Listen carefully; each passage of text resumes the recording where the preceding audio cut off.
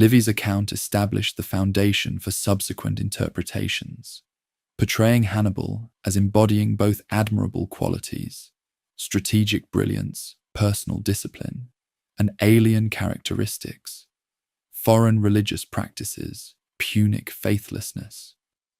This complex portrayal allowed Roman audiences to simultaneously respect and reject the adversary, a psychological mechanism reproduced in countless subsequent cultural narratives of worthy enemies.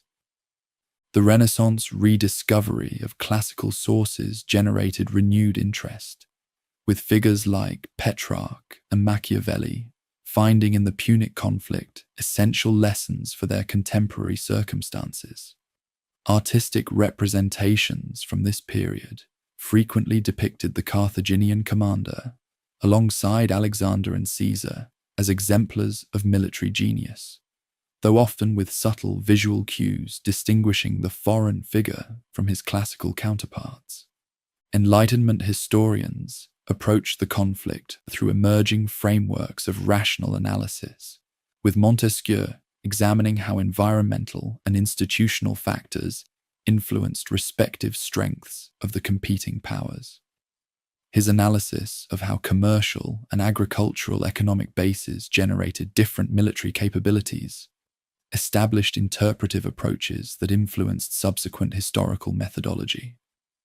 The Romantic period witnessed particular fascination with the Alpine crossing, which emerged as the quintessential example of human will triumphing over natural obstacles.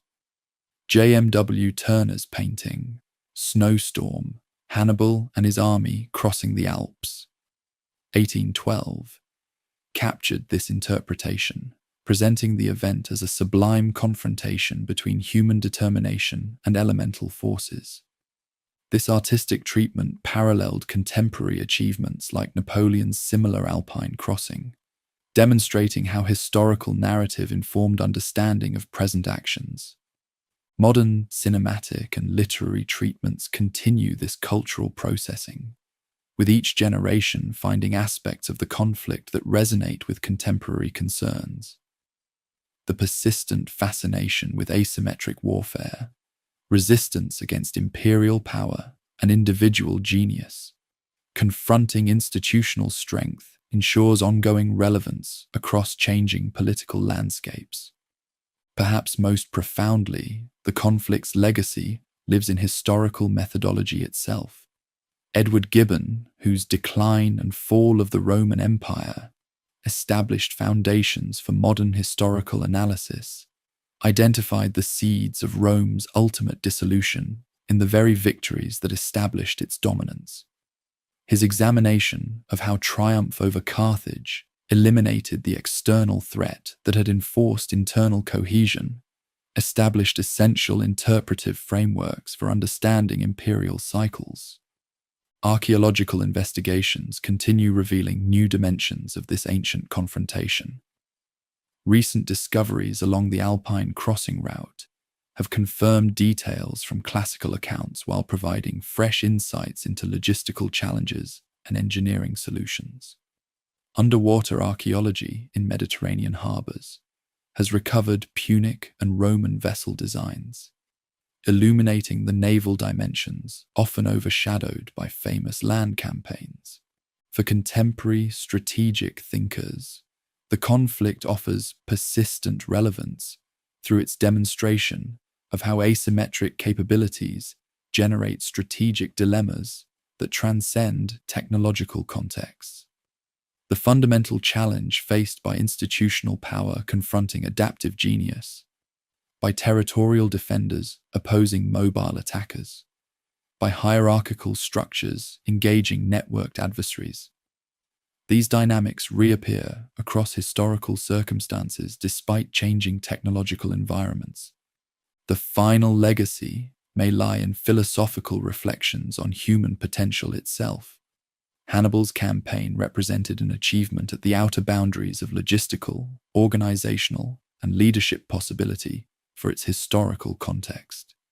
The capacity to maintain coalition coherence among ethnically diverse forces, to sustain operations without secure supply lines, to adapt tactics to varying circumstances while maintaining strategic focus. These accomplishments remind subsequent generations of extraordinary human capability in the face of overwhelming challenges. Simultaneously, the Roman response demonstrated equally remarkable human qualities through different expressions: institutional resilience, collective sacrifice, strategic patience, and adaptive learning. The competition between these different manifestations of human excellence, individual genius versus collective strength, innovative disruption versus institutional adaptation, offers insights into the diverse expressions of human potential that transcend the specific historical circumstance. Thus, 22 centuries after Zama, the confrontation between Rome and Carthage continues informing our understanding of military affairs, political development, economic systems, cultural interaction, and human possibility. What began as conflict between Mediterranean powers evolved into an essential reference point for understanding Western civilization itself, a testament to how thoroughly this ancient struggle shaped the world we inhabit today. Beyond tactical brilliance and strategic vision, beyond the commander who traversed Alps and humbled Rome, stood a human being whose personal qualities and inner life remain tantalizingly elusive, yet central to understanding his extraordinary achievements. The historical figure emerges from ancient sources as a complex individual whose character transcended the simplistic portrayals of either Roman demonization or modern heroic mythology. Born into the prominent Barcid family around 247 BC, the future general inherited both exceptional privilege and extraordinary burdens. His father Hamilcar, having preserved Carthaginian independence during the mercenary revolt through sheer military genius, cast a monumental shadow over his son's development. Contemporaries noted the physical resemblance between father and child.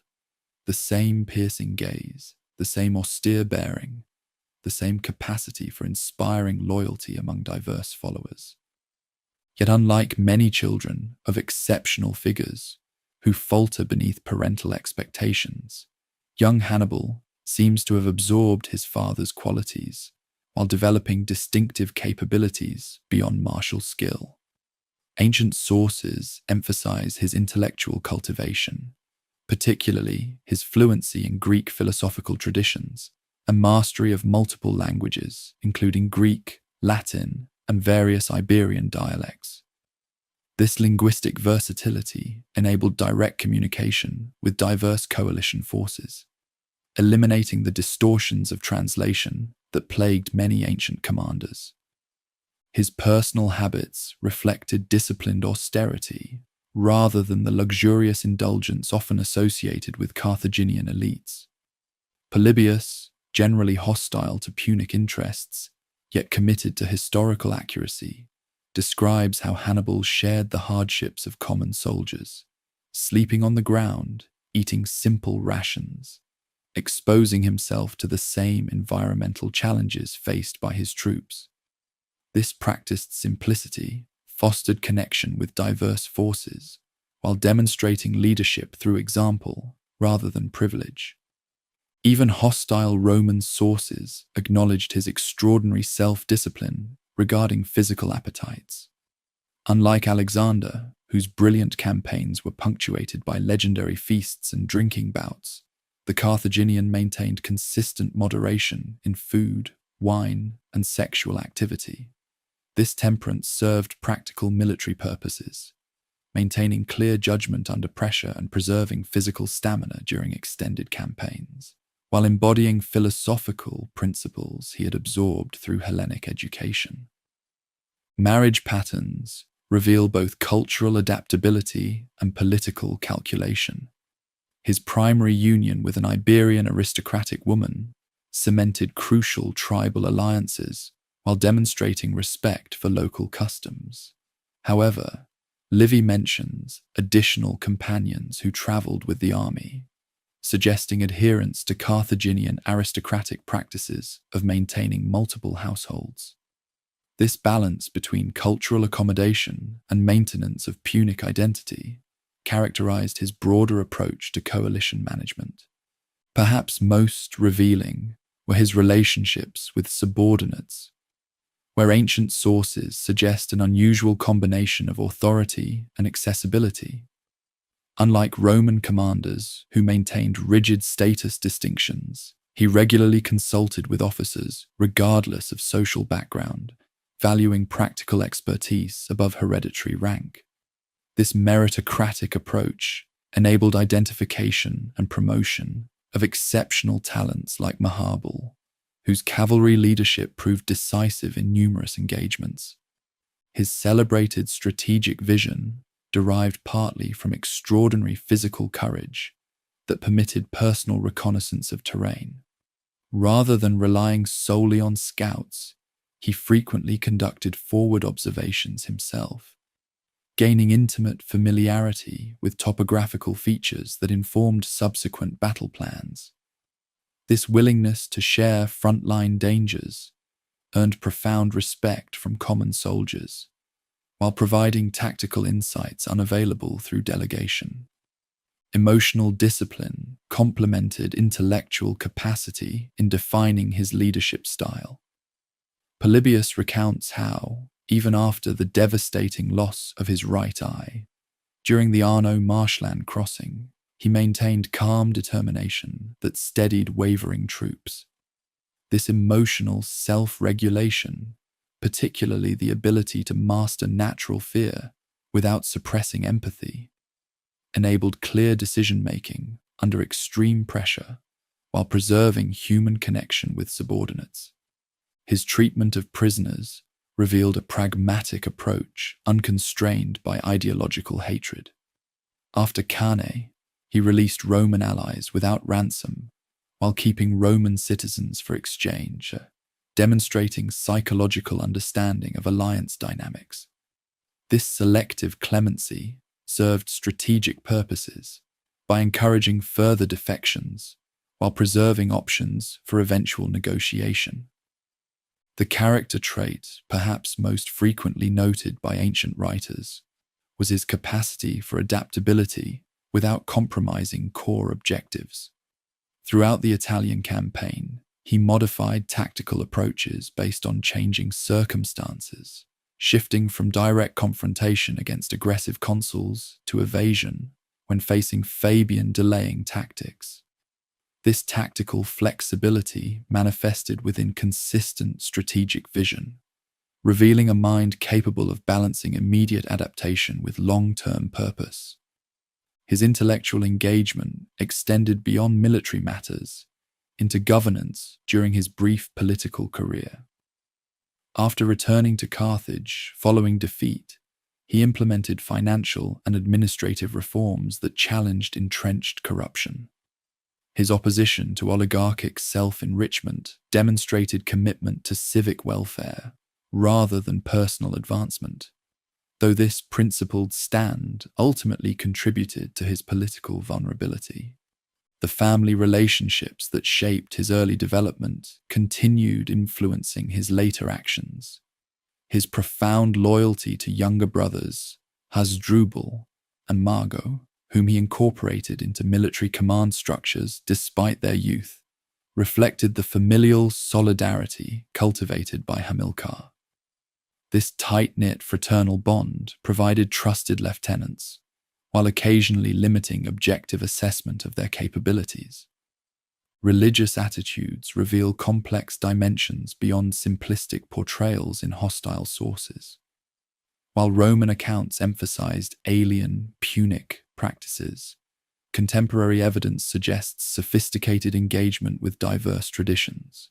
He demonstrated respect for local deities when traversing different territories, conducted appropriate sacrifices before significant undertakings, yet maintained philosophical distance characteristic of educated Hellenistic aristocrats. This religious adaptability paralleled broader cultural flexibility while adhering to familial traditions, particularly the oath sworn in childhood. Perhaps most poignantly, ancient accounts suggest evolving psychological responses to eventual defeat. The transition from unrivaled battlefield commander to political reformer to hunted exile required remarkable psychological resilience. Unlike many ancient figures who chose ceremonial suicide following reversal of fortune, he continued constructive engagement with circumstances through diplomatic service to Eastern monarchs and military advisory roles that preserved his expertise for subsequent deployment. His final act, choosing poison over surrender to Roman pursuers, reflected consistent commitment to personal agency rather than despair. Plutarch's account of his final words, acknowledging Rome's fear of an old man, contained both bitter recognition of implacable enmity and subtle critique of a power that perceived existential threat in a single aging individual without armies or resources. The psychological portrait that emerges transcends both Roman demonization and romantic heroization to reveal a figure of extraordinary human complexity. His combination of tactical brilliance with cultural adaptability, physical courage with emotional regulation, strategic vision with practical flexibility, intellectual sophistication with personal austerity, presents a character whose diverse capacities integrated into exceptional leadership. Beyond specific accomplishments, his life embodied philosophical questions central to human experience. The relationship between individual capability and institutional constraints, between inherited obligation and personal choice, between tactical adaptation and strategic consistency, between cultural flexibility and core identity. These tensions, navigated with remarkable effectiveness throughout his career, elevate his significance beyond military history into broader understanding of human potential. Modern psychological assessment must acknowledge evidentiary limitations while recognizing consistent patterns in surviving accounts. The capacity to maintain emotional equilibrium while adapting to radically changing circumstances suggests exceptional psychological integration. The ability to inspire diverse populations across cultural and linguistic boundaries indicates remarkable empathic capabilities alongside analytical intelligence. The sustained commitment to strategic vision, despite tactical setbacks, reveals uncommon persistence without rigidity. Perhaps most profoundly, his life illustrates how exceptional human capability transcends reductive categorization. Neither simply military genius nor political leader, neither purely Carthaginian nor adaptively multicultural, neither traditional aristocrat nor revolutionary reformer, Hannibal embodied integration of seemingly contradictory qualities into coherent individuality that defied contemporary expectation and continues challenging historical assessment. The man behind the legend thus emerges as more remarkable than the mythology itself, a fully human figure whose extraordinary capabilities developed through education, experience, and self-discipline, rather than divine dispensation. His story reminds us that history's most profound impacts often emanate not from superhuman figures, but from individuals who develop exceptional qualities through sustained cultivation of diverse capabilities, integrated through uncommon purpose and applied with unwavering commitment despite overwhelming opposition. 2 millennia after his death, this enduring legacy, the fully human quality of extraordinary achievement, perhaps constitutes his most significant contribution to our understanding of historical possibility and human potential. While land campaigns dominate popular understanding of the Punic conflicts, the maritime dimension proved equally decisive in determining ultimate outcomes. The struggle for Mediterranean naval supremacy shaped strategic possibilities, limited operational options, and frequently determined the course of these civilization-defining wars. At the conflict's outset, the disparity between the combatants' naval capabilities appeared insurmountable. Carthage possessed generations of maritime expertise, with specialized vessel designs, experienced crews, and established naval infrastructure extending throughout the Mediterranean basin. Their quinqueremes, massive warships propelled by coordinated banks of oars, represented the pinnacle of ancient naval engineering, while their navigational knowledge enabled operations in conditions that deterred less experienced sailors. Rome, conversely, entered the First Punic War with minimal naval tradition.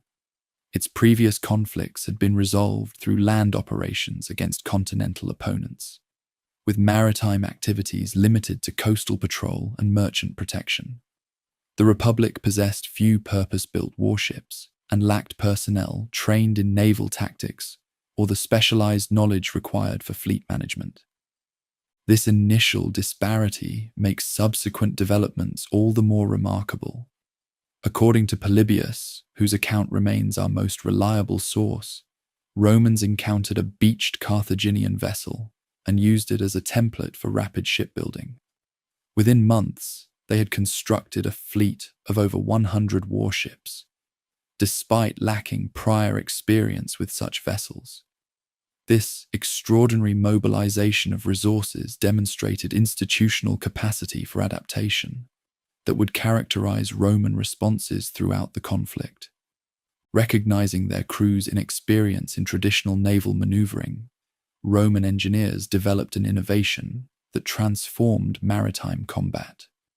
The corvus, raven, a boarding bridge with metal spike, allowed Roman vessels to grapple enemy ships, converting naval engagements into infantry actions where legionary training provided advantage. This technological adaptation neutralized Carthaginian expertise in ramming tactics while leveraging existing Roman military strengths. The naval battle at Mylae demonstrated this approach's effectiveness.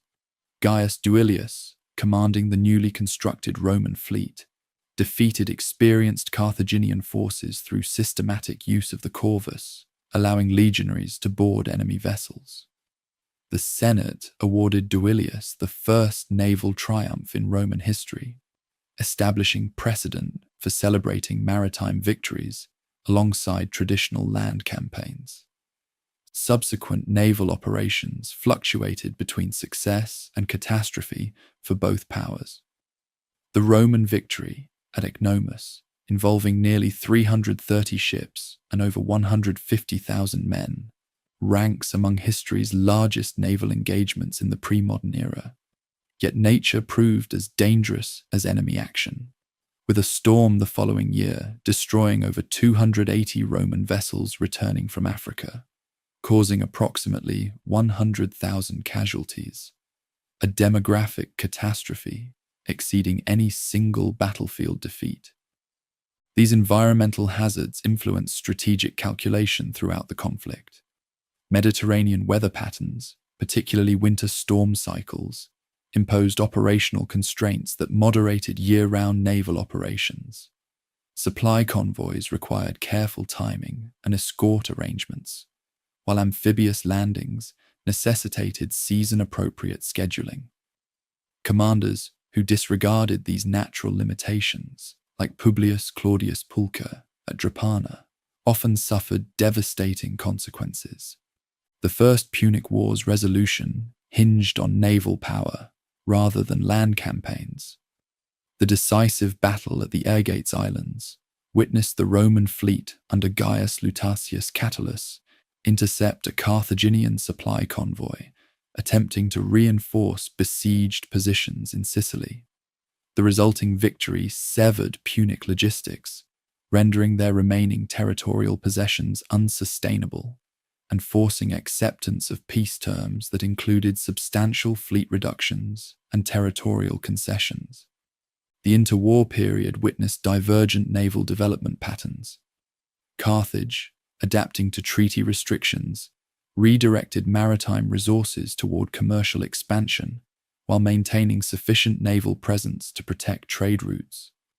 Rome, conversely, consolidated its newly acquired naval capabilities through infrastructure development, establishing fleet bases at Ostia, Puteoli, and Messana, while maintaining construction facilities for fleet replenishment. These developmental trajectories influenced the Second Punic Wars' operational parameters.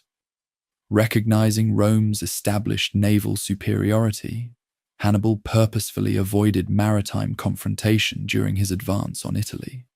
His unprecedented Alpine crossing represented not merely tactical innovation, but strategic necessity. The Mediterranean had become a Roman lake, requiring land-based approaches for successful penetration of Italian territory. Throughout the 16-year Italian campaign, this naval disadvantage constrained Punic strategic options. Reinforcement and supply required circuitous routes vulnerable to interdiction, while communication with Carthage remained irregular and unreliable. The Roman capacity to maintain multiple theatres simultaneously, operating in Spain, Sicily, and Italy without significant logistical constraints, derived directly from maritime dominance that enabled resource transfer between operational zones. The naval dimension proved particularly significant regarding Syracusan alignment. King Hero II had maintained alliance with Rome throughout the First Punic War, providing crucial logistical support and intelligence. Following his death, his grandson Hieronymus realigned with Carthage, providing them potential naval facilities in eastern Sicily. The subsequent Roman recapture of Syracuse under Marcellus, despite defensive works designed by Archimedes, preserved their maritime supremacy while denying Carthaginian forces a potential supply base. Similar strategic considerations influenced operations regarding Tarentum, whose harbour offered the finest natural port in southern Italy. When Tarentine conspirators admitted Hannibal's forces, the Roman garrison commander withdrew to the citadel overlooking the harbour entrance. From this position, his forces prevented effective utilization of port facilities while maintaining communication with Roman naval forces operating offshore. This stalemated position neutralized Tarentum's strategic value, despite nominal Carthaginian control of the city itself. The maritime dimension reached its decisive phase with Scipio's African expedition. The transport of over 35,000 troops across potentially hostile waters represented a logistical achievement possible only through absolute naval supremacy. During subsequent operations, continuous supply lines maintained Roman offensive capacity while preventing Carthaginian naval interference with the expeditionary force. Throughout the Third Punic War, naval operations assumed central importance during the final siege of Carthage. Despite treaty restrictions limiting their naval forces, the desperate defenders constructed a new fleet in secret, excavating an alternative harbour outlet to bypass the Roman blockade. This engineering achievement briefly disrupted Roman operations, but proved insufficient against overwhelming maritime superiority. The historical significance of these naval dimensions extends beyond specific tactical outcomes to influence broader military development. Rome's transformation from continental power to maritime empire established organizational precedents for subsequent imperial expansion. The integration of naval and land operations developed during Punic conflicts provided templates for projecting power across the Mediterranean basin throughout the Republican and imperial periods. Technological adaptations arising from naval competition similarly influenced subsequent developments. Ship construction techniques, harbour engineering, and navigational methods advanced substantially through wartime innovation and post-conflict consolidation. These improvements facilitated the expanded maritime commerce that characterized the Pax Romana, demonstrating how military necessity generated capabilities with broader economic applications. Perhaps most significantly, the naval dimension illuminates institutional differences between the competing powers. Carthage's initial maritime advantages derived from specialized knowledge concentrated within particular social groups and families, creating expertise vulnerable to disruption.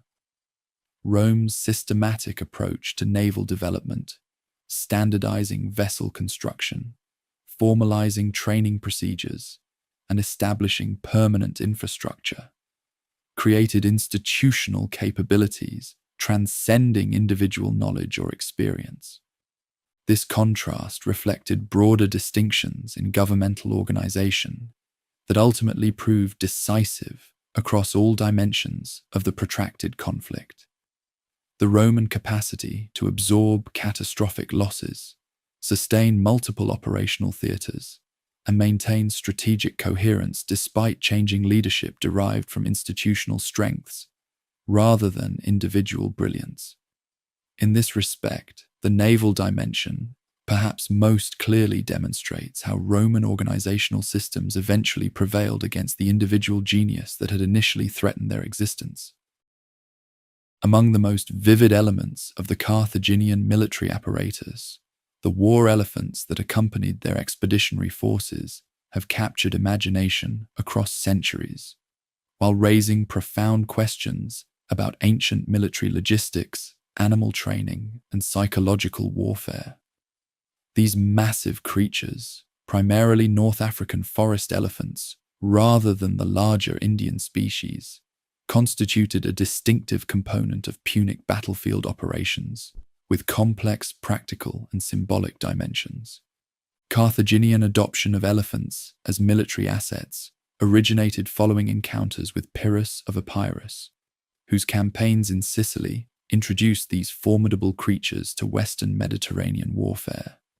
Recognizing their battlefield potential, Punic commanders incorporated captured specimens into their forces during the latter stages of the First Punic War. The practice expanded substantially during subsequent conflicts in Africa, where specialized units for capturing, training, and deploying these animals developed within the military structure. The practicalities of maintaining war elephants required extraordinary logistical systems. Each animal consumed approximately 200 to 300 pounds of fodder daily, necessitating elaborate supply arrangements even during peacetime operations. Training facilities near Carthage included specialized enclosures, dedicated handlers, mahots, and breeding programs to ensure continuous availability. The substantial investment in this military asset reflected both practical utility and symbolic projection of power through exotic display. During combat operations, elephants fulfilled multiple tactical functions. Their primary battlefield role involved disrupting enemy formations through direct charge, with their massive weight and momentum creating breaches in infantry lines that cavalry or light infantry could exploit. Secondary applications included elevated platforms for missile troops, mobile command positions providing enhanced visibility, and psychological intimidation of both enemy soldiers and horses unaccustomed to these creatures. The famous Alpine crossing presented unprecedented challenges for elephant management. Historical accounts suggest the expeditionary force departed New Carthage with 37 animals, a substantial detachment representing significant logistical commitment.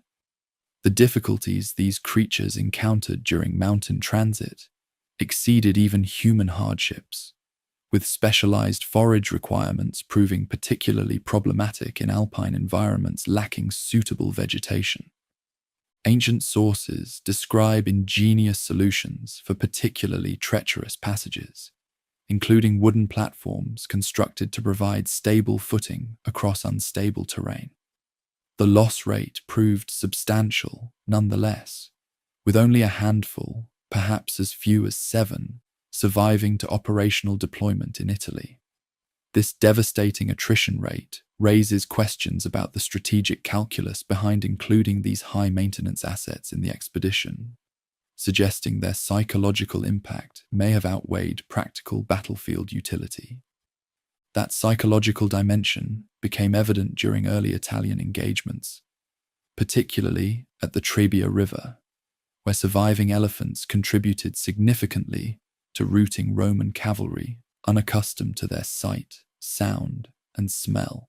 Contemporary accounts emphasize the panic induced among Roman horses, whose instinctive flight response disrupted cavalry formations and compromised battlefield coordination. This psychological advantage diminished over time as Roman forces developed countermeasures, and familiarity reduced the initial terror effect. Archaeological and textual evidence reveals sophisticated equipment developed for elephant warfare. The animals typically wore protective head armor, fabric or leather body coverings, and decorative elements that enhanced their already intimidating appearance. Specialized saddle structures accommodated multiple warriors, while control systems involved mahots using distinctive tools for directing movement amid chaotic battlefield conditions. Contrary to popular depictions, these creatures rarely carried substantial structural towers during active combat. Evidence suggests that while modest wooden fighting platforms accommodated several warriors, the massive castles depicted in later artistic representations would have compromised mobility and stability. Contemporary military manuals and battlefield accounts describe more practical arrangements prioritizing maneuverability over elaborate superstructures. Roman counter-elephant tactics evolved rapidly through practical experience. Initial encounters generated disproportionate casualties, as unfamiliar legionaries faced these biological siege engines without effective response protocols. By the later stages of the Second Punic War, Roman commanders had developed sophisticated countermeasures, including specialized formation adaptations, creating corridors through which charging elephants could pass without disrupting overall battle lines. They also deployed dedicated anti-elephant troops equipped with axes for attacking leg tendons, spears for targeting vulnerable eyes and trunks, and incendiary devices exploiting the animal's fear of fire. The Romans further refined their approach by implementing portable obstacles deployed to channel elephant movements into predetermined zones where they could be isolated and neutralized. They also employed acoustic techniques, using trumpets and other loud instruments to confuse the animals and disrupt their handlers' control signals. The psychological impact extended beyond immediate battlefield effects to influence broader strategic thinking. The prospect of encountering these massive creatures affected Roman recruitment, training priorities, and equipment modifications. Unfamiliar Italian communities facing potential elephant attacks experienced anticipatory terror disproportionate to actual threat levels, influencing alliance decisions and diplomatic calculations. Perhaps most significantly, the symbolic associations of elephant warfare extended beyond practical considerations to shape cultural narratives. For Carthaginian forces, these creatures represented visible manifestations of exotic power and imperial reach, connecting their military with ancient traditions of Near Eastern and North African warfare.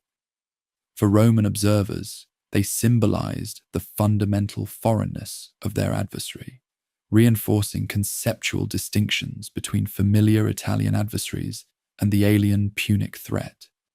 This symbolic dimension finds expression in contemporary artistic representations. Roman commemorative coinage frequently depicted elephants as shorthand for Carthaginian forces, while triumphant generals who had defeated forces employing these creatures prominently featured captured specimens in victory processions. Family names, like Caesar, may derive from encounters with these animals, suggesting their profound impact on Roman cultural imagination. During the Third Punic War, elephants played minimal practical roles, but retained symbolic significance. Scarce resources and treaty restrictions had effectively eliminated Carthage's elephant corps, Yet Roman propaganda continued emphasizing these creatures in justifying aggressive action. This persistence demonstrates how thoroughly the association between Carthage and elephants had penetrated Mediterranean consciousness, transcending actual battlefield presence. Modern archaeological research has clarified long-standing questions regarding the species employed. Contrary to earlier assumptions, evidence now suggests Carthaginian forces primarily utilized the smaller North African forest elephant, Loxodonta africana ferroensis, rather than Asian specimens, Elephas maximus. This distinct subspecies, now extinct, stood approximately 8 to 9 feet at the shoulder, substantially smaller than modern African bush elephants, but still formidable from ancient infantry perspective. The final disappearance of this subspecies may relate directly to Roman-Carthaginian conflict. Following their ultimate victory, Roman elites developed appetite for exotic animal displays in public games, creating market demand that accelerated hunting pressure on North African elephant populations. By the 2nd century AD, the subspecies had effectively vanished, a collateral ecological casualty of imperial expansion and changing entertainment preferences. For military historians, the Carthaginian employment of elephants raises enduring questions about cost-benefit analysis in weapon systems. The extraordinary resource requirements, specialized personnel needs, and operational limitations of these living weapons must be balanced against their tangible battlefield contributions and psychological impact. This calculation mirrors modern debates regarding high maintenance, specialized military assets whose psychological effect may exceed their practical utility. The legacy of these magnificent creatures extends beyond military applications to influence cultural understanding across centuries. Their presence in ancient Mediterranean warfare generated literary descriptions, artistic representations, and commemorative references that preserved their memory in Western consciousness long after their practical employment had ceased. From Hannibal's crossing to modern cultural references, these war elephants remain perhaps the most vivid symbol of a civilization and military system long vanished from the earth. Every legendary adversary necessitates an equally remarkable response. For Rome, confronting history's greatest military strategist required developing their own exceptional commander, a figure whose life and career would mirror his opponent in striking ways while embodying distinctly Roman virtues. Publius Cornelius Scipio, later honored with the cognomen Africanus, emerged as the instrument of Roman resilience and ultimate triumph, his biography intertwining with Hannibal's from their first battlefield encounter to the decisive confrontation that determined Mediterranean supremacy. Born to the distinguished Cornelii Scipiones, a patrician family with extensive military traditions, young Publius experienced the Carthaginian threat as personal tragedy rather than abstract concept. During the initial Italian campaign, he reportedly saved his wounded father at the Ticinus River, a 17-year-old youth demonstrating exceptional courage that foreshadowed later achievements. 4 years afterward, both his father and uncle perished fighting in Spain, creating both personal motivation for continued resistance and opportunity for unprecedented early command. The Senate's decision to entrust Spanish operations to this 25-year-old represented extraordinary deviation from traditional practice. Roman military advancement normally followed strict age requirements through the cursus honorum sequence of offices, with major commands reserved for experienced former consuls. The appointment of this untested youth to independent proconsular command revealed both the devastating personnel losses Rome had suffered and recognition of his exceptional qualities. His initial Spanish campaign revealed psychological insight, distinguishing him from conventional Roman commanders. Rather than immediately seeking battlefield confrontation, he recognized the importance of undermining enemy morale and building coalition relationships. Upon arrival in Spain, he devoted substantial effort to cultivating local allies, learning indigenous customs, and demonstrating respect for Iberian cultural traditions. This approach, strikingly similar to methods employed years earlier by Hannibal, generated diplomatic advantages that complemented military operations. The capture of New Carthage demonstrated tactical brilliance comparable to his opponent's greatest achievements. Learning that the seemingly impregnable city featured lower walls along the lagoon side due to presumed natural protection, he discovered that strong offshore winds periodically lowered water levels, creating temporary access. Timing his primary assault to distract defenders, he dispatched a specialized force through the briefly shallow waters, achieving complete surprise and capturing the principal Carthaginian base in a single day. His treatment of captives following this victory revealed both political sophistication and personal magnetism.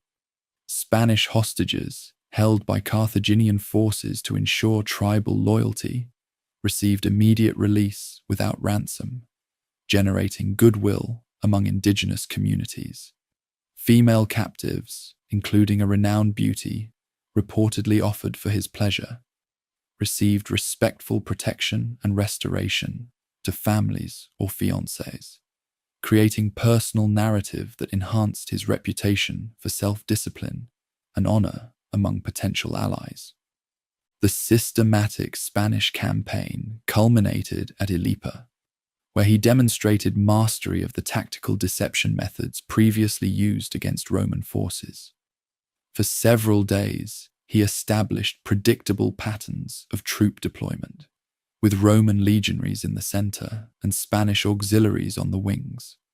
On the decisive day, he reversed this arrangement while ordering unusually early deployment, forcing his opponents to hurriedly arrange their forces in anticipated formation without adequate breakfast. The resulting victory effectively eliminated organized Carthaginian presence from the Iberian Peninsula.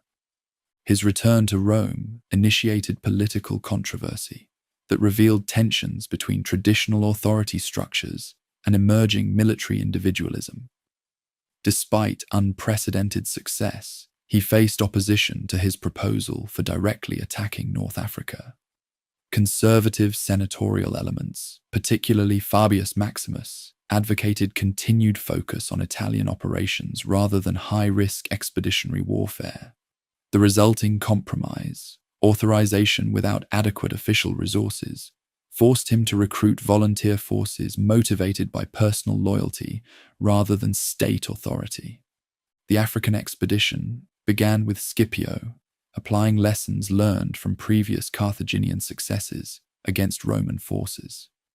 Rather than seeking immediate confrontation with primary enemy forces, he established secure operational base near Utica, while cultivating crucial alliance with Numidian Prince Massinissa, whose cavalry would prove decisive in subsequent operations. This measured approach reflected strategic patience uncharacteristic of previous Roman commanders, who had often rushed toward confrontation with disastrous results. The climactic engagement at Zama represented perfect synthesis of Roman adaptation and individual genius. Having studied his opponent's tactics through both personal experience and systematic analysis of previous battles, he arranged forces specifically to counter anticipated Carthaginian approach.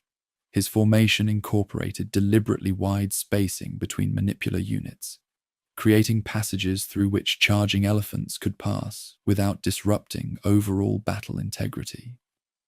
Having neutralized this threat, his infantry engaged the Carthaginian center, while superior cavalry, particularly Numidian forces under Massinissa, executed the decisive envelopment maneuver so often previously used against Roman armies. The peace terms he imposed reflected both strategic vision and pragmatic restraint. while eliminating Carthaginian capacity for offensive military action through fleet restrictions and prohibition of independent warfare. He resisted proposals for complete destruction advocated by hardliners like Cato. This moderation, maintaining Carthage as functional buffer state against Numidian expansion, while focusing indemnities on financial rather than territorial concessions, demonstrated political sophistication, extending beyond battlefield victory to sustainable post-conflict environment. His subsequent career illuminated both the possibilities and limitations of exceptional individuals within republican institutional structures. The cognomen Africanus, granted by popular acclaim, marked unprecedented personal distinction, while triumph celebrations reached extraordinary scale. Yet traditional aristocratic factions, concerned about individual prominence threatening collective authority, eventually manufactured corruption charges against both him and his brother, Lucius, following the Antiochian War. His final years witnessed withdrawal from public life to personal estates, a retirement reflecting disgust with political machinations rather than military defeat. The parallels between these commanders extended beyond battlefield accomplishments to personal characteristics. Both demonstrated exceptional linguistic capabilities, with Scipio's reported fluency in several Iberian dialects matching his opponent's multilingual diplomacy. Both maintained personal austerity and physical discipline that fostered connection with common soldiers. Both combined tactical flexibility with strategic consistency, adapting battlefield approaches while maintaining overarching objectives. These shared qualities suggest how extraordinary historical circumstances called forth extraordinary individuals on both sides of the conflict. Yet crucial differences reflected distinct cultural contexts from which each emerged. Where Hannibal operated within familial framework established by his father, drawing authority from Barcid faction rather than state institutions, Scipio functioned within constitutional structures, despite occasional tension with traditional authority. Where his opponent's allegiance prioritized personal oath and family tradition, the Roman leader, despite individual brilliance, ultimately subordinated personal ambition to republican institutions, accepting political defeat without attempting military intervention in civic affairs. This distinction perhaps explains their divergent ultimate fates. The defeated Carthaginian spent his final years as hunted exile, moving between increasingly marginal courts as Roman influence expanded eastward. Scipio, despite political setbacks, maintained his position within Roman society, his military achievements forming foundation for family prominence that would extend through subsequent generations. The system that produced him incorporated his contributions without being fundamentally threatened by his individual prominence. The legacy of Scipio Africanus extends beyond specific victories to influence Roman military development for centuries. His systematic incorporation of allied contingents, particularly specialized forces like Numidian cavalry, established templates for utilizing provincial auxiliaries that would characterize imperial armies. His balance of traditional Roman strengths with tactical innovations derived from opponents created synthesis between conservative institutional values and necessary adaptation to changing circumstances. Perhaps most significantly, his career demonstrated how republican institutions could produce leadership matching individual brilliance of autocratic systems. Where Hannibal represented singular genius operating within constraining structures, Scipio exemplified how constitutional systems could identify, develop, and deploy exceptional talent without compromising fundamental governance principles. This capacity, fostering individual excellence while maintaining institutional integrity, would prove crucial to Roman success across subsequent centuries of expansion and consolidation. The intertwined narratives of these extraordinary commanders thus transcend personal biographies to illuminate fundamental attributes of their respective civilizations. Their parallel careers, culminating in direct confrontation that determined Mediterranean hegemony, reveal how historical circumstances elicit exceptional individuals while systems determine their ultimate impact. In this respect, Scipio Africanus represented not merely Rome's answer to an unprecedented threat, but embodiment of the Republican synthesis between individual capability and collective resilience that would ultimately outlast even the greatest individual opponent. 50 years after Zama's decisive battlefield had determined Mediterranean supremacy, an elderly Roman senator would conclude every speech, regardless of the topic under discussion, with the same implacable phrase: Ceterum censeo Carthaginem esse delendam. Moreover, I consider that Carthage must be destroyed. Marcus Porcius Cato, known to history as Cato the Elder, had visited the North African city as part of a diplomatic mission and returned to Rome deeply disturbed by what he had witnessed.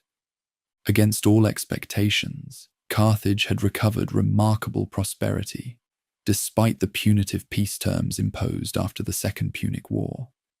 The commercial expertise and maritime trading networks that had initially built Carthaginian power had gradually reasserted themselves, creating renewed economic vitality that alarmed Roman observers. The agricultural innovations documented in Margot's treatise had revitalized North African production, generating substantial export revenue despite territorial limitations. Most significantly, the governmental reforms implemented during the brief political career of Hannibal had reduced corruption and improved fiscal management, allowing early repayment of war indemnities.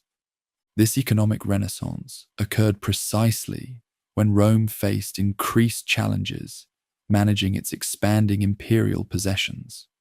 The Republic's governance structures, designed for city-state administration, strained under the demands of provincial management across the Mediterranean basin. Corruption among governors, exploitation by publicani, tax collectors, and resistance from subject populations created administrative burdens that contrasted unfavorably with Carthaginian administrative efficiency.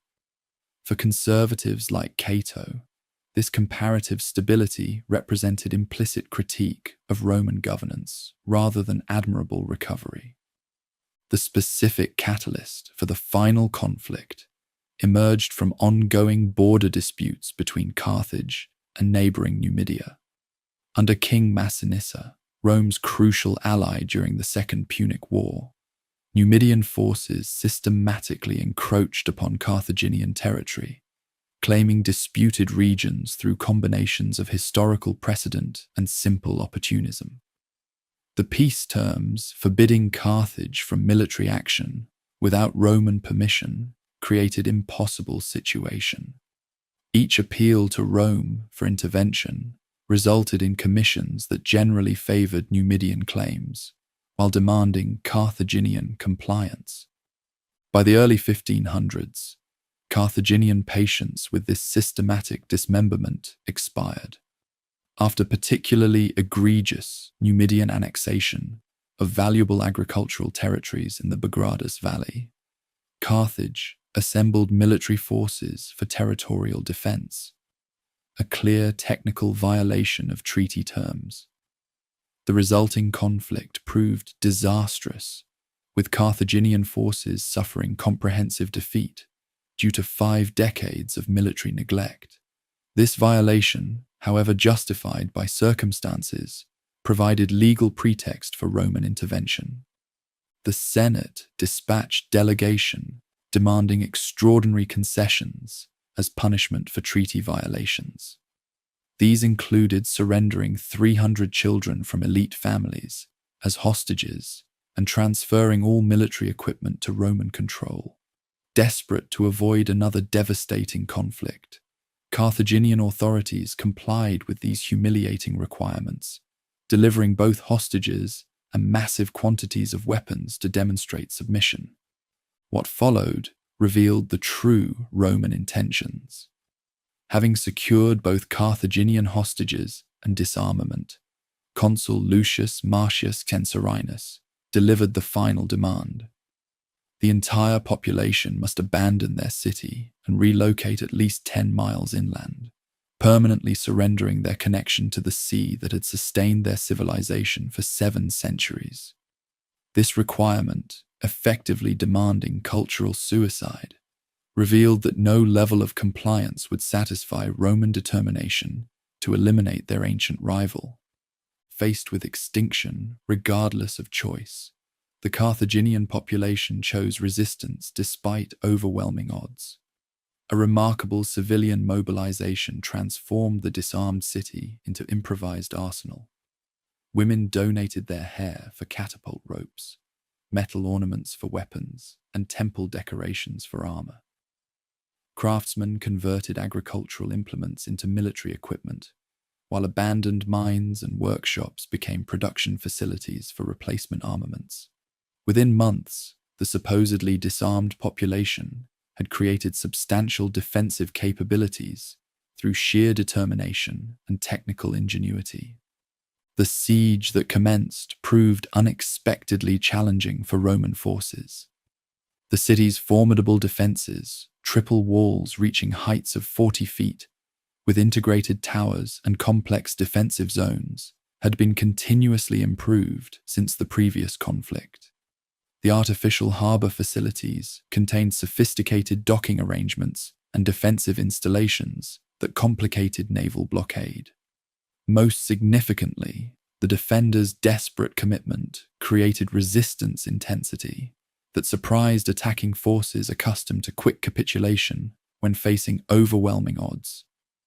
Initial Roman operations suffered from inadequate preparation and overconfidence. Consul Manius Manilius attempted premature assault without proper siege equipment, resulting in significant casualties against determined defenders. Naval operations under Censorinus similarly encountered difficulties when Carthaginian countermeasures, including fireships and improvised naval vessels, disrupted blockade efforts. These early setbacks damaged Roman morale while reinforcing defender determination. The campaign's character transformed with appointment of Publius Cornelius Scipio Aemilianus, adopted grandson of Scipio Africanus, as commander. Recognizing the siege's challenging nature, he implemented systematic approach focusing on complete isolation rather than direct assault. His forces constructed massive circumvallation works spanning the entire landward approach to the city, while improving naval blockade through continuous patrol operations. This methodical strategy prioritized starving defenders into submission rather than costly direct engagements. The defenders responded with extraordinary measures, demonstrating their desperate innovation. Engineers constructed new harbor outlet through solid rock, concealing the operation from Roman observers until completed. This engineering marvel briefly disrupted naval blockade by providing exit route for newly constructed vessels assembled in inner harbor facilities. Though ultimately insufficient against overwhelming Roman naval superiority, this achievement symbolized the technical ingenuity that had characterized Carthaginian civilization throughout its existence. The final assault commenced in spring, focusing on the Kothan harbor district, where defensive works had weakened due to extended privation. Roman forces established initial foothold in this sector, then engaged in systematic urban combat, moving toward the Bursa citadel at the city's heart. Contemporary accounts describe ferocious house-to-house fighting through narrow streets, with defenders contesting every structure, despite deteriorating circumstances. The conclusion featured horrific civilian suffering as remaining population concentrated within the citadel area. When Roman forces finally breached these ultimate defenses, they encountered mass suicide among remaining elites unwilling to face enslavement. The city commander Hasdrubal surrendered to save his family, prompting his wife's public denunciation before she immolated herself and their children, rather than accept Roman domination. This final gesture, witnessed by Scipio himself, provided fitting conclusion to civilization that had chosen extinction over subjugation. The treatment of captured Carthage established precedent for Roman handling of particularly significant opponents.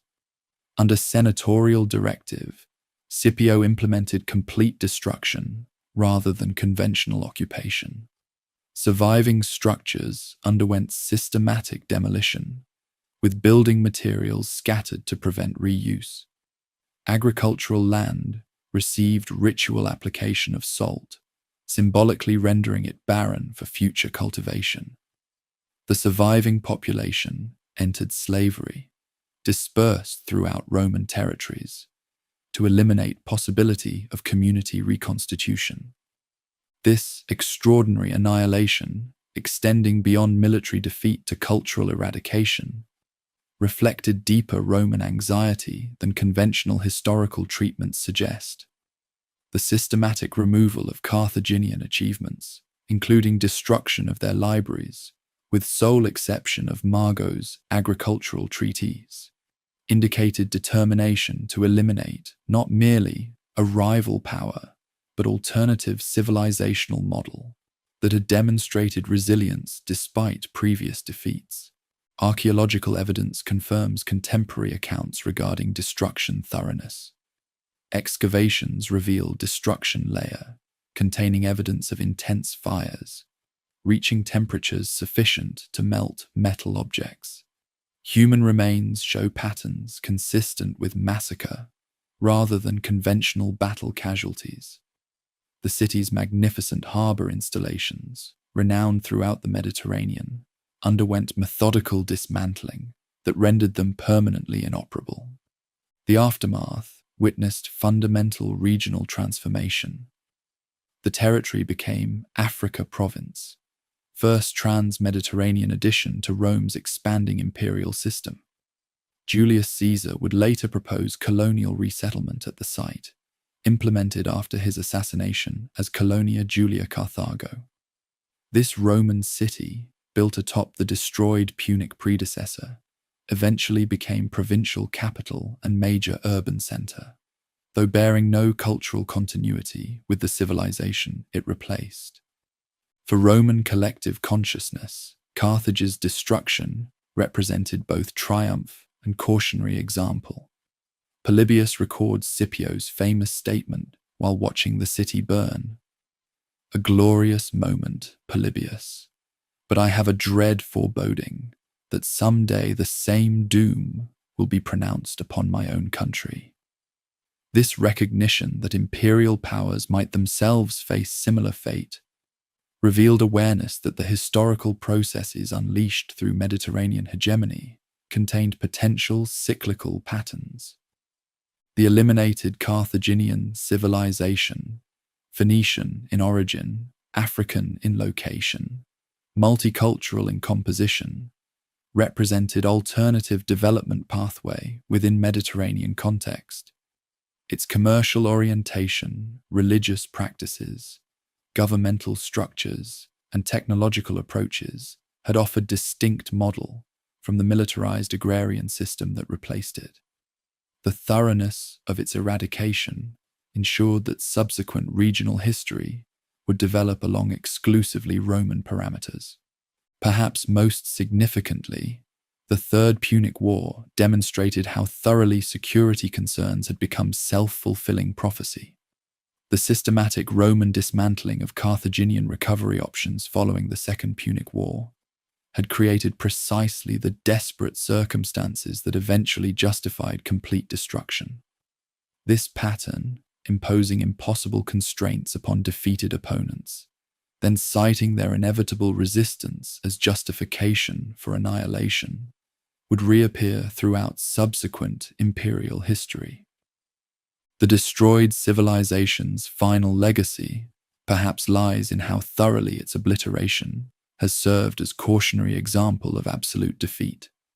The very phrase Carthaginian peace, denoting settlement conditions designed to permanently eliminate an opponent rather than merely defeat them, derives from this historical episode.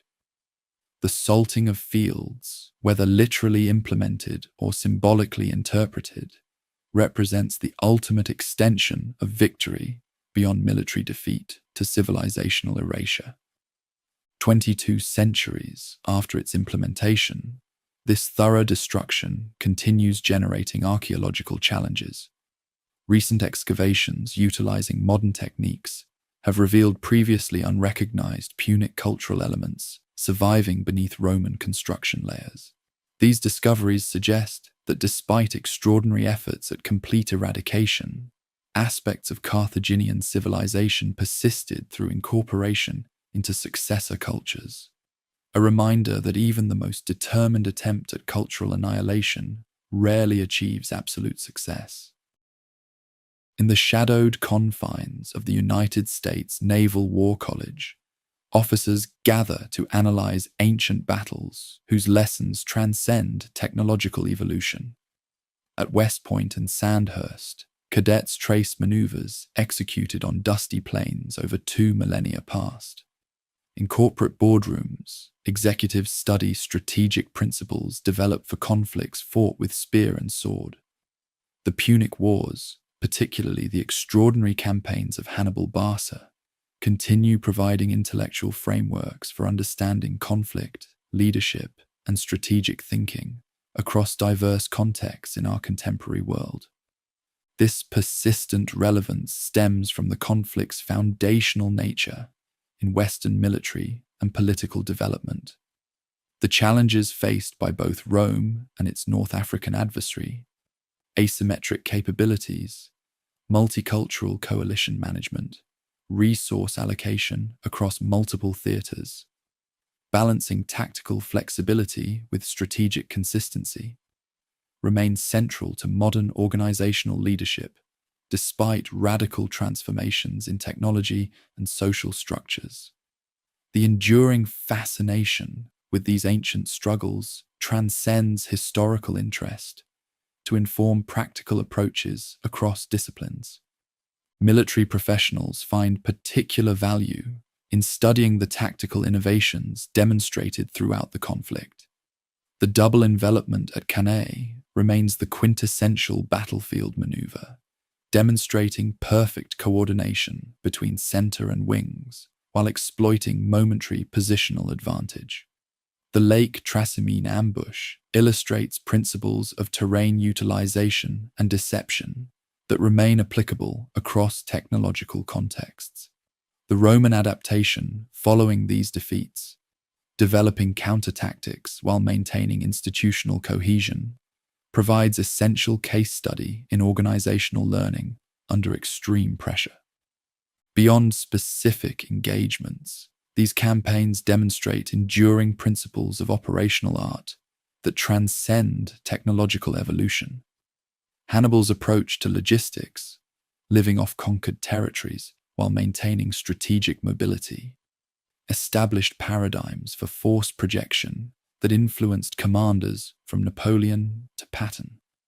The Roman system emphasized secure supply lines, standardized equipment, and replacement protocols that would characterize modern military organization.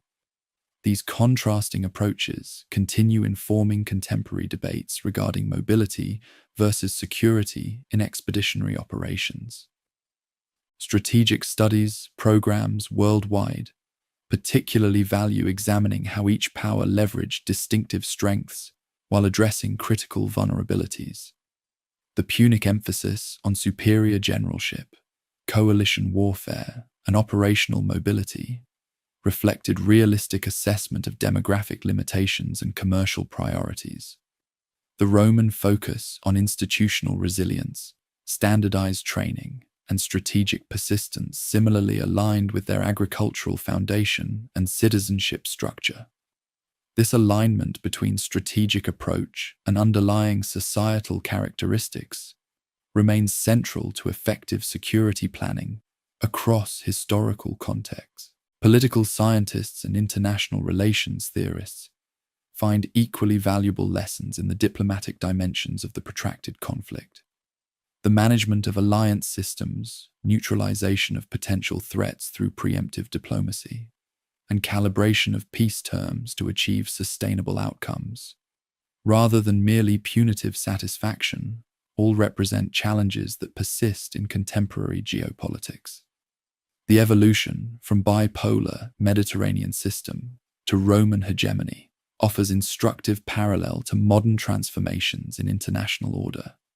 Leadership studies across disciplines, military, political, corporate, educational, draw inspiration from the contrasting leadership models exemplified by principal figures.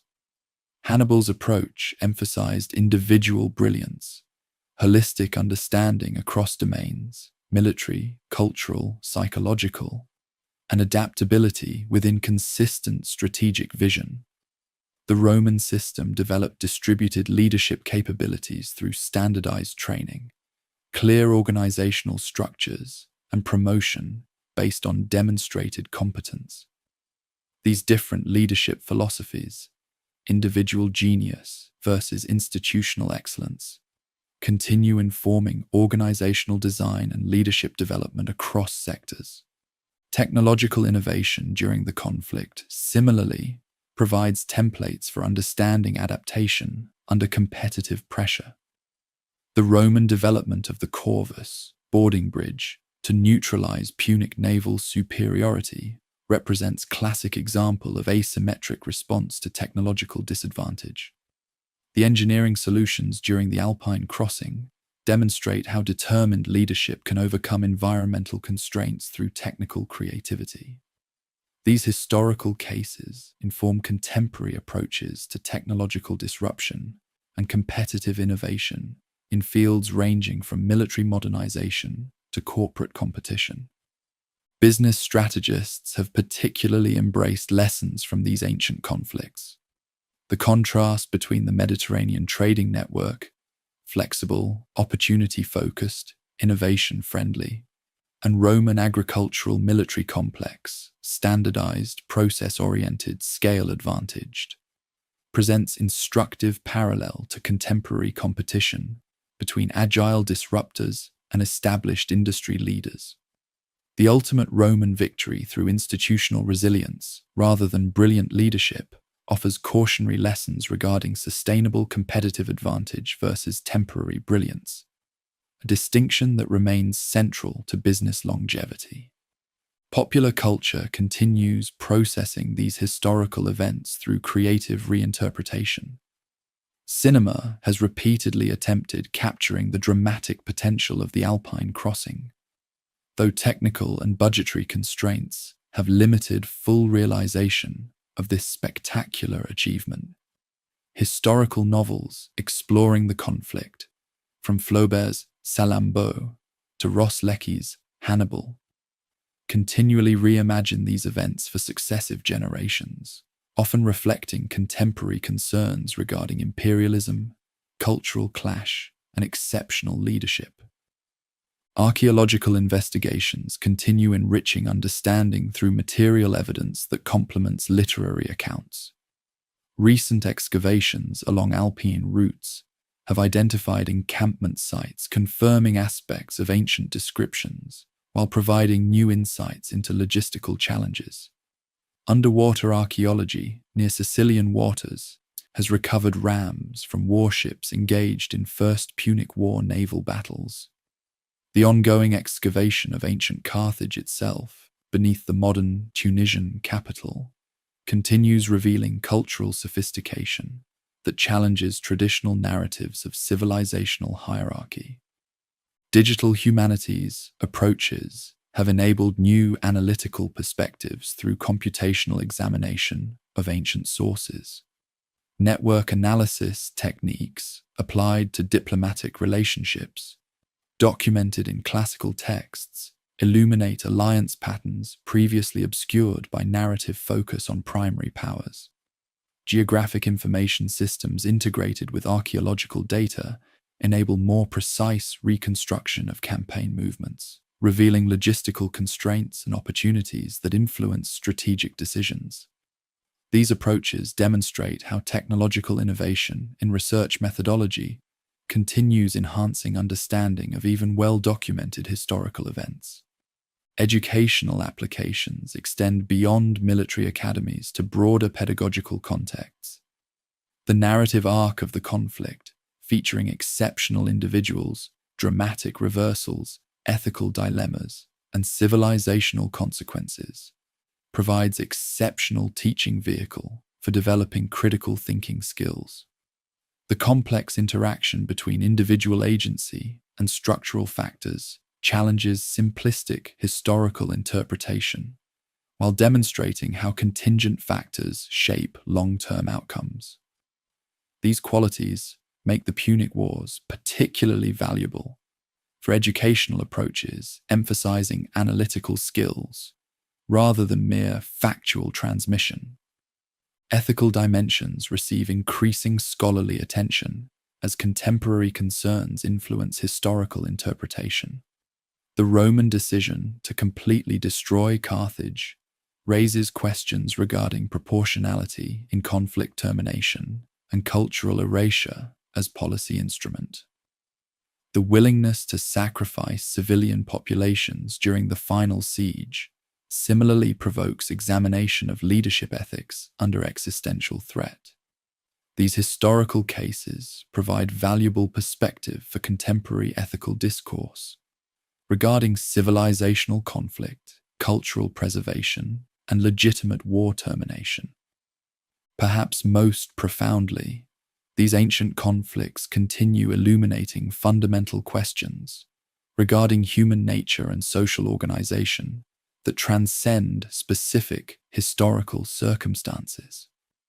The tension between individual brilliance and institutional resilience, between innovative disruption and systemic persistence, between cultural diversity and centralized efficiency. These dialectical relationships revealed through the Punic struggle remain central to understanding human affairs across contexts.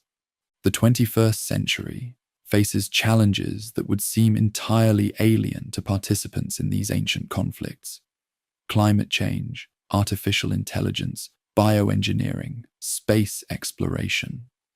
Yet the fundamental questions regarding how societies organize themselves, how they respond to existential threats, how they balance innovation with stability, and how they develop leadership capable of addressing complex challenges remain remarkably consistent across millennia. In this respect, the echoes of those distant conflicts continue resonating, not merely as historical curiosity, but as profound exploration of persistent human challenges. The dust of Cannae, the rocks of alpine passes, the ruins of the ancient North African metropolis may belong to antiquity, but the principles revealed through these struggles remain eternally relevant to understanding the human condition. As long as societies face existential challenges requiring exceptional leadership, strategic vision, and organizational adaptation, the Punic Wars will continue providing intellectual frameworks for understanding our contemporary world.